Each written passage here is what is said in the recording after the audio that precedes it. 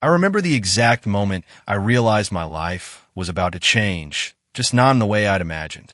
It was a Tuesday morning, and the fluorescent lights in the Nolan Tech conference room buzzed like wasps overhead.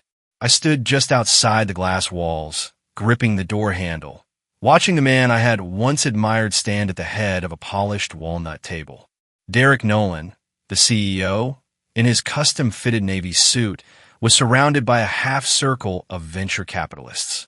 On the screen behind him, lines of code. My code. The fraud detection system I had spent the last year and a half building in silence. Weekends, holidays, birthdays missed, relationships frayed.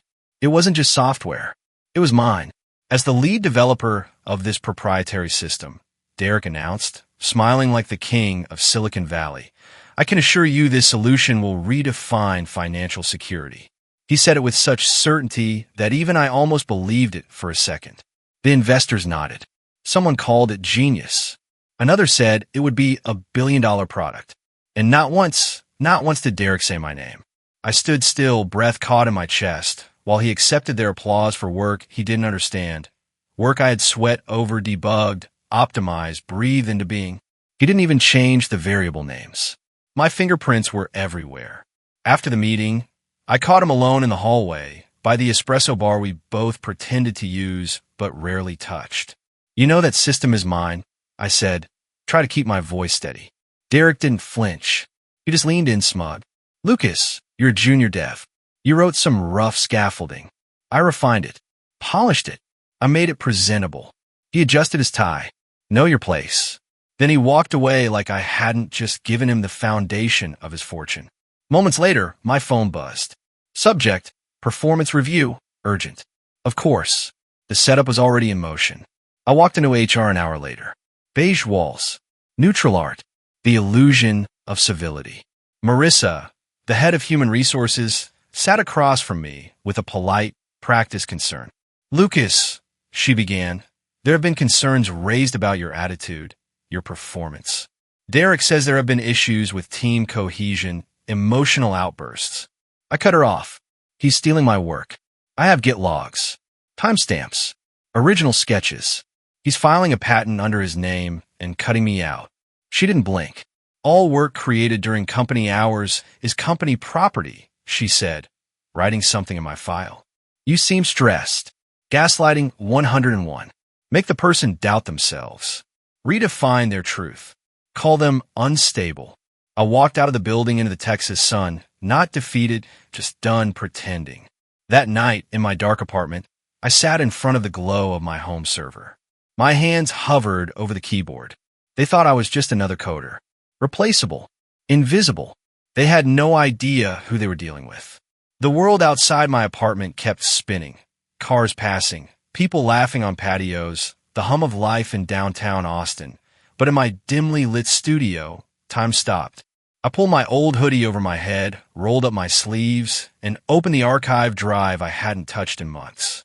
Inside it, every version of the fraud detection system, every commit, every digital breadcrumb I'd left behind like a trail through the woods, because deep down, I always knew someone might try to take what I built. Most people think code is just numbers and symbols, a sterile language only machines understand. But to someone like me, every line is personal, a signature, a reflection of thought, struggle, insight. My work didn't just function, it breathed. And like all creators, I left a mark. Git commits, Slack threads, email chains, timestamp builds. I compiled everything. The deeper I dug, the more undeniable the truth became. This wasn't just theft. This was erasure. Derek hadn't just stolen my system. He tried to delete me from it entirely. Then I found it. Buried in the function declarations of his final version was a chunk of untouched code. Sloppy copy-paste work. And there, like a beacon, lread_v1.0, my personal dev tag. A harmless habit I had since college, signing major functions with my initials and version date. He hadn't even noticed. I laughed out loud, a full, unfiltered laugh that echoed off my bare walls. Derek Nolan, the CEO with the MBA and perfectly engineered confidence, didn't understand the first thing about software engineering. He couldn't read the language he'd stolen. That was his fatal flaw. By midnight, I had built a forensic timeline so airtight it could survive a courtroom. Not that I was planning on using it, yet. That night, I didn't sleep. I didn't eat. Instead, I registered a business through layers of digital proxies and encryption. A ghost company no one could trace back to me. Black Pine Technologies, LLC, Financial Security Reimagined. I filed the domain, drafted the mission, uploaded the first files. No press release. No name attached. Just the truth embedded in lines of elegant, unbreakable code. My severance was coming. 6 weeks, a goodbye handshake, and a gag order. They thought they were burying me under paperwork. They were wrong. I wasn't done. I was just getting started. For the first time in weeks, I felt alive. The apartment that once felt like a prison now thrummed with purpose. I turned my tiny one-bedroom into a command center. Whiteboards on the walls, sticky notes across windows, monitors glowing at every corner. The air smelled of solder, coffee, and momentum. I wasn't just rebuilding the system Derek stole. I was reinventing it. Every line of code I wrote now had a different rhythm. Faster, smarter, cleaner. Where before I had rush features to meet arbitrary deadlines, now I shaped them with precision. The machine learning algorithms became more adaptive. The risk models expanded to detect even the most nuanced anomalies. I added real-time pattern recognition modules that could learn and evolve without ever phoning home. But the most important upgrade wasn't what the system did. It was what it proved. I embedded digital signatures everywhere. Invisible fingerprints. Encrypted references to my earliest sketches, commit logs, and internal architecture maps. Not obvious, not flashy, just enough to make the origin undeniable to anyone who knew where to look. This time, no one would erase me. On the 6th night, sleep-deprived but burning with clarity, I stumbled on the flaw. It was subtle, hidden deep in Derek's stolen version. A transaction buffer that misfired under specific load conditions. A vulnerability no ordinary test would catch, but one that would wreak havoc once the software hit real-world banking traffic. I stared at it for hours, and I did nothing. I didn't fix it. I didn't warn him. I made a note in my log. Time bomb activated. Do not interfere. It wasn't malicious. It wasn't sabotage. But if he was foolish enough to deploy a system he didn't understand, he'd learn the cost of stealing brilliance. I took a sip of stale coffee and whispered to no one, "You stole the code, but you never owned the soul." By week's end, I launched a private beta of the new system under Black Pine Technologies. No public name, no flashy branding, just the product. And the product spoke for itself. Anonymous feedback trickled in from security forums. Small fintech startups who got access to the beta called it unbelievably accurate. A few said it had flagged fraud their legacy systems missed entirely. One CTO emailed, asking who built this. I smiled and deleted the message. Let the mystery simmer. Derek had the spotlight. I had the substance. My revenge wasn't going to be loud. It would be methodical, strategic, permanent. This wasn't about getting even. It was about building something so irrefutably excellent, so incorruptibly mine, that no lie could stand next to it without crumbling. And I wasn't going to stop. It didn't begin with fanfare or press releases or a spotlight on some overproduced stage. It began with a quiet upload on a clean, minimal website, just a logo, a short paragraph, and a download button labeled "Try our system." No names, no photos, no flashy endorsements, just a line of text that read, "Advanced Fraud Detection Reimagined for the Real World." And yet, the moment Black Pine Technologies went live, it felt as if something in the atmosphere shifted. I didn't refresh the analytics dashboard obsessively. Not because I wasn't nervous, but because I already knew how this would go. I had written something better, cleaner, smarter than anything on the market, including the stolen mess Nolan Tech was shipping to banks under Derek's name. I knew what would happen, and still, when the first few downloads came in, I felt my heart skip. First from a tiny credit union in Pennsylvania, then a mid-sized startup out of Denver, then a bank in Chicago I recognized from an old rejection email when I applied there 3 years ago. The product spoke louder than I ever could. Within 24 hours, the first forum thread appeared on a private fintech developer group. Anyone heard of Black Pine? Their model just flagged 3 actual fraud cases in our sandbox before our legacy system even blinked. The replies came fast and curious. Ran it in parallel for an hour. Found 2 chargeback loops we missed. It's scary accurate. Who the hell built this? I watched in silence from my apartment. Still dark, still chaotic, still surrounded by the aftermath of sleepless nights and half-eaten meals. I didn't answer any of the threads. I didn't comment. I just leaned back in my chair and whispered, "Let it spread."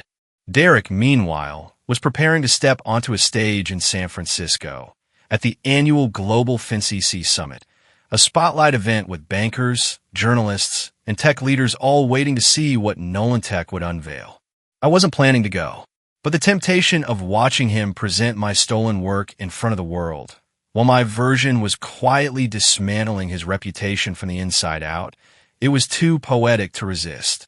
So I flew out under a different name, wore glasses I didn't need, trimmed my beard just enough to disappear into the crowd.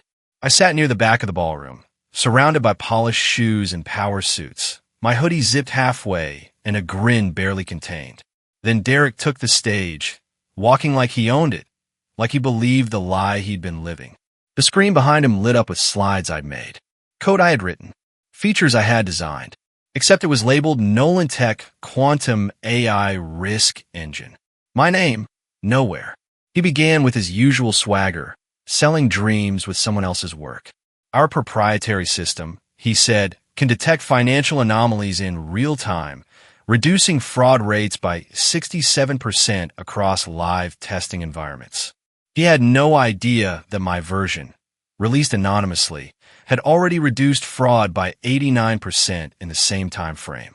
And then, as he proudly displayed a sample code snippet to show off his innovation, I almost laughed out loud. He'd chosen an early version I had discarded, one that still included a typo in the comment field. He hadn't even noticed. He didn't understand the architecture. He had never understood the soul of the system.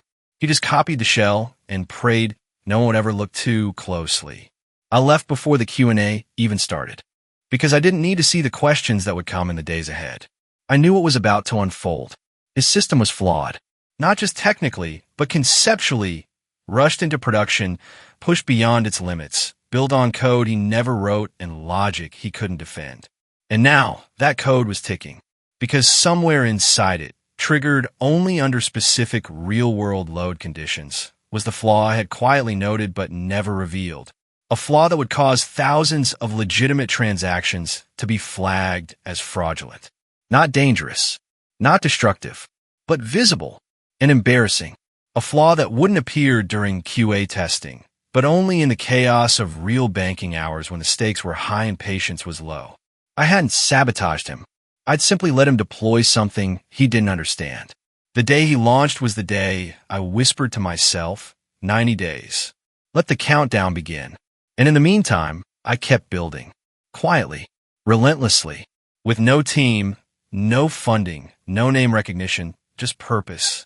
I took on small contracts to keep money flowing in, auditing websites, cleaning up minor vulnerabilities, taking no meetings, giving no interviews.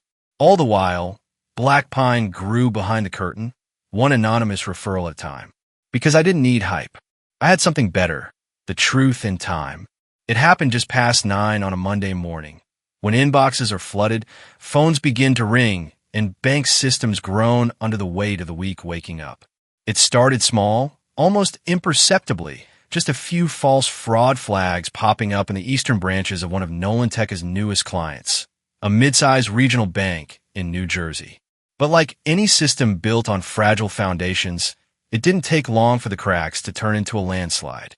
By 9:13 a.m., I was watching my encrypted dashboard light up with alert after alert, not from my own system, but from the public monitoring tools I had carefully configured to track Nolan Tech's client environments.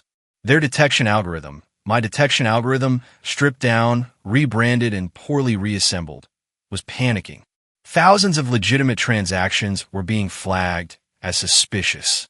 Grocery store purchases, payroll transfers, mortgage payments.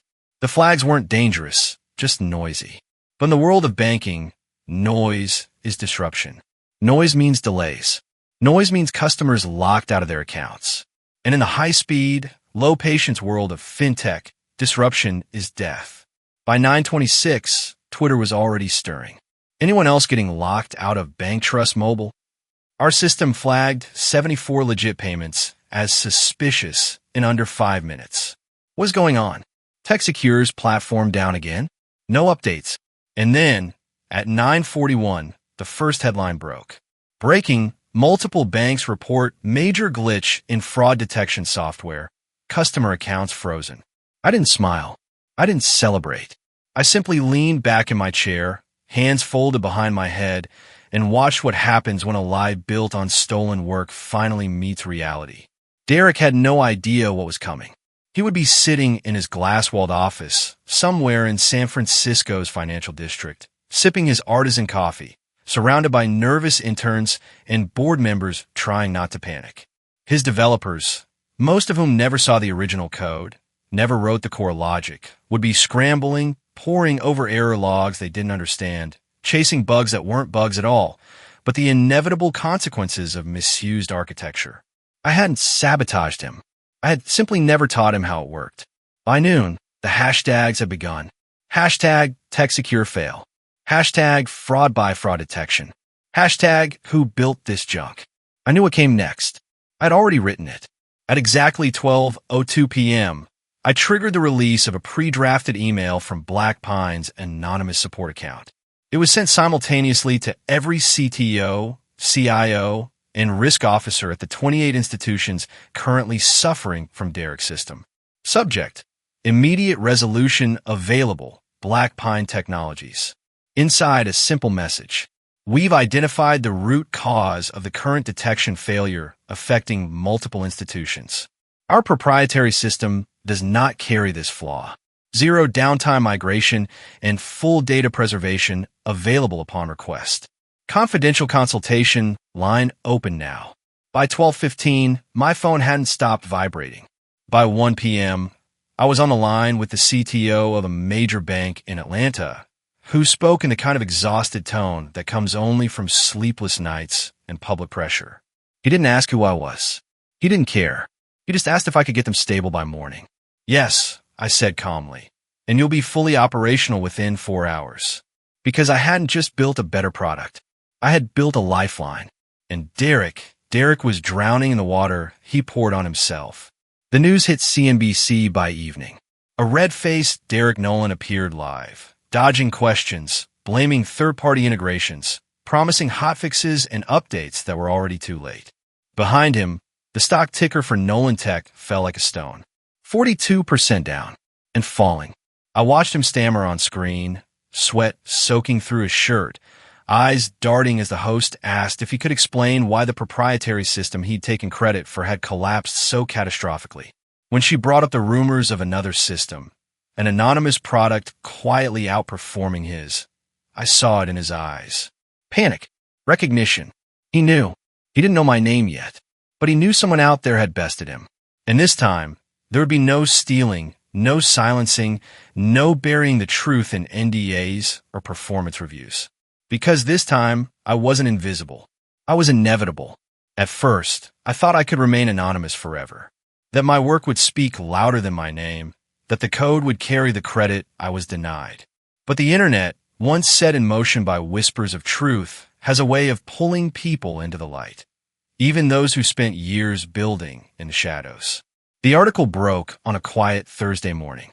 I've been up all night pushing emergency migration packages to another 2 banks that had abandoned Derek's software entirely. I was halfway through writing new documentation for our fraud classifier when I saw it trending on Hacker News. The invisible genius behind Black Pine?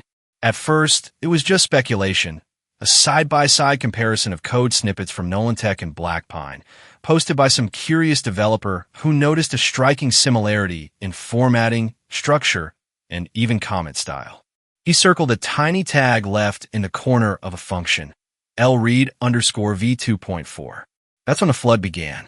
Reddit picked it up within hours. Twitter turned it into a puzzle. GitHub sleuths started tracing repositories from my university days. Stack Overflow threads I'd contributed to years ago were being analyzed like they held state secrets.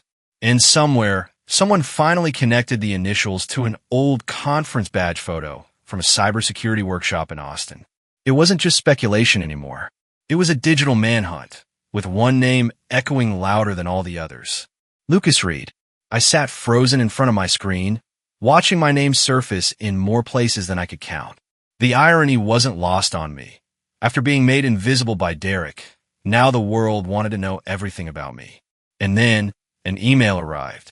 The sender's name stopped me cold. Cara Ellison, the same investigative journalist who had dismantled billion-dollar frauds in Silicon Valley with nothing but evidence and precision. Her subject line was simple. Interview request, confirming authorship. My hands hovered over the keyboard. I hadn't planned for this moment. I never thought I'd need to. But something inside me, something deeper than ego, something closer to healing, whispered, it's time. I didn't reply immediately. Instead, I walked out of the apartment for the first time in days, breathing in the dry Texas air, letting my mind settle. By the time I returned, I made my decision. I agreed to the interview, but on my terms. Encrypted call, voice masking, no photos, no recordings, just truth. The call lasted nearly 2 hours. I walked Cara through every step. From the first day, I started building the fraud detection model in that drafty co-working space on 2nd Street, to the whiteboard sketches, the prototypes, the commits. I explained how Derek had taken it, filed the patent under his name, erased mine from every document and every version, and tried to push me out before the truth could surface. I showed her proof, design files, time-stamped architecture charts, even Slack logs where he'd asked for clarification on the system he would later claim to have written himself. I told her I didn't want revenge. I just wanted credit. She was quiet for a long time after I finished. Then she said, "Lucas, this isn't just a story. It's a reckoning." The article dropped the next morning at 6 a.m. Stolen code, shattered careers, the story behind Nolan Tech's collapse. It was detailed, technical, impossible to dismiss. Cara didn't just describe the betrayal. She proved it. She didn't name me directly, not at my request, but she left just enough for anyone who knew how to look to find me. By noon, I was trending on Twitter, not as a scandal, but as a symbol. Hashtag who is Lucas? Hashtag credit the creator. Hashtag build don't steal. Former Nolan Tech employees began reaching out. Some to apologize. Others to confess they had known something wasn't right, but hadn't spoken up. A few even offered to testify. And then the call came. Maya Renner, IP lawyer, former engineer. The one you call when you don't just want to sue, you want to make sure it never happens again. Her voice was calm, but focused. Lucas, I've reviewed everything. You've got a clear-cut case of intellectual property theft. Let me help you bring it all down. I paused, staring out the window at the skyline I used to dream of joining. I'd always imagined getting there as someone's junior, someone's second-hand talent. But now, I was no one's shadow. Yes, I said. Let's begin. Because some stories, once started, can't be silenced. And this one, it was just beginning to roar. The courtroom was cold, almost clinical in its silence, like the world had paused to witness the undoing of a man who had built his empire on another's back. I sat at the plaintiff's table, hands resting lightly on the oak surface, the hum of fluorescent lights above me sounding eerily familiar, like that day in the conference room. But this time, I wasn't the one in the shadows. Across the aisle sat Derek Nolan. He still wore the uniform of confidence, a designer suit, a perfect tie knot, the practiced stillness of someone who had stood on too many stages. But today, it didn't fit. He looked smaller, pale, as though even he knew the curtain was about to fall. Maya stood tall beside me, calm, calculated, brilliant. She'd spent the morning guiding the judge through exhibit after exhibit. Get logs with timestamps, internal email threads, screenshots of code with my unmistakable LRead_V 1.0 signature embedded in the core logic Derek had claimed as his invention. But it wasn't the evidence that made the room lean forward. It was the moment she asked, "Your Honor, with your permission, we'd like the defendant to walk the court through a core function of the software he claims to have authored." The judge nodded. Maya turned to Derek. Mr. Nolan, would you kindly describe for the court what this segment of code does? She tapped a key. The screen behind us lit up, displaying the heart of the fraud detection system, a neural net classification module I had spent months perfecting. It was the algorithm that made the entire system adaptive, the part that evolved in real time with every transaction processed. Derek squinted at the screen. He licked his lips. That's the fraud filter, he stammered. It, runs the data through a kind of risk-sorting matrix. He was guessing. He didn't even know the language of the machine he had taken credit for. Maya didn't blink. Incorrect, she said, her voice razor-sharp. That is the dynamic training module, version 3.2, authored and logged under Lucas Reed's credentials 6 months before your first patent filing. It governs how the system learns from false positives and calibrates its behavior. It's the reason Black Pine's version succeeded while yours failed. Derek opened his mouth, then closed it again. Silence. Maya turned to the judge. Your Honor, the defendant cannot even describe the function he claims to have built. He has no technical authorship, no comprehension of the architecture, and no legal right to the patent he filed. And then the coup de grace. She played the audio. It was a clipped recording, grainy, but unmistakable. Derek's voice from a private meeting, laughing. We'll file the patent under my name. Lucas is just a dev. He implemented my vision. No need to complicate ownership. A hush fell over the courtroom, so complete it rang louder than any gavel. The judge leaned forward, pen still mid-note. Derek's face flushed to a deep, blotchy red. For a moment, it looked like he might speak, might deny it, twist it, spin it into some version of the truth that fit his narrative. But he didn't, because there was nothing left to say. Because for the first time in years, the truth was standing taller than his charm, louder than his marketing, clearer than his lies. And in that moment, I didn't feel rage. I didn't feel triumph. I felt release. Because I wasn't just reclaiming code. I was reclaiming myself. The courtroom held its breath. Even the hum of the overhead lights seemed to still as the judge leaned forward. Expression carved from stone, years of legal weight gathering behind every word he was about to speak. Beside me, Maya didn't flinch. I could feel her certainty in the air around her, the confidence of someone who had not only proven the theft, but dismantled it in the very language of those who thought they were too powerful to be caught. Having reviewed the evidence, the judge began, his voice even but firm, including the repository logs, expert testimony, audio recording, and the defendant's inability to technically justify authorship. This court finds that the intellectual property claimed under Nolan Tech is, in fact, the rightful creation of Lucas Reed. The words didn't feel real at first, not because I doubted we'd win, but because I had spent so many years convincing myself I'd never be allowed to. The judge continued, delivering the sentence like a final stroke of code, closing out a perfect loop. All related patents are to be transferred to Mr. Reed. A total of $18.6 million in damages and unpaid equity is awarded to the plaintiff. The defendant's patent applications are invalidated on grounds of misrepresentation and bad faith filing. Derek didn't look up. He didn't protest. He simply sat, eyes sunken, hands clenching the edge of the defense table like he was still trying to hold on to a company that was already gone. The gavel fell once. Clean. Final. And just like that, it was over. I walked out of the courthouse into a sky that seemed a little bluer than it had that morning, a sun that felt a little warmer. Maya turned to me with a small smile. Not the smile of victory, but the smile of someone who had just helped correct a very old, very cruel imbalance. You built it, she said simply, and now everyone knows it. But the truth is, I didn't just build a system. I built a way back to myself.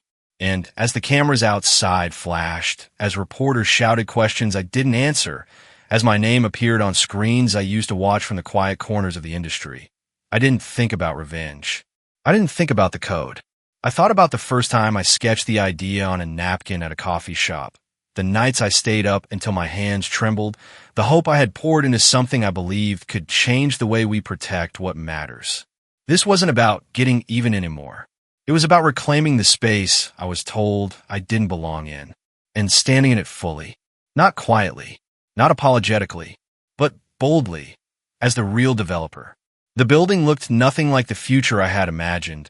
Gray concrete, outdated glass panels, a faded Nolan Tech logo still etched into the marble in the lobby. But when I signed the final paperwork to acquire the property, I knew exactly what it would become.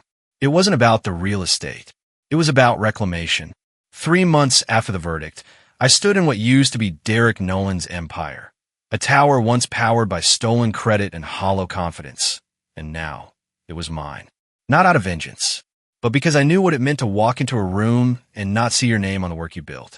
Because I knew what it felt like to watch someone else hold the pen while you were made invisible. That was never going to happen here.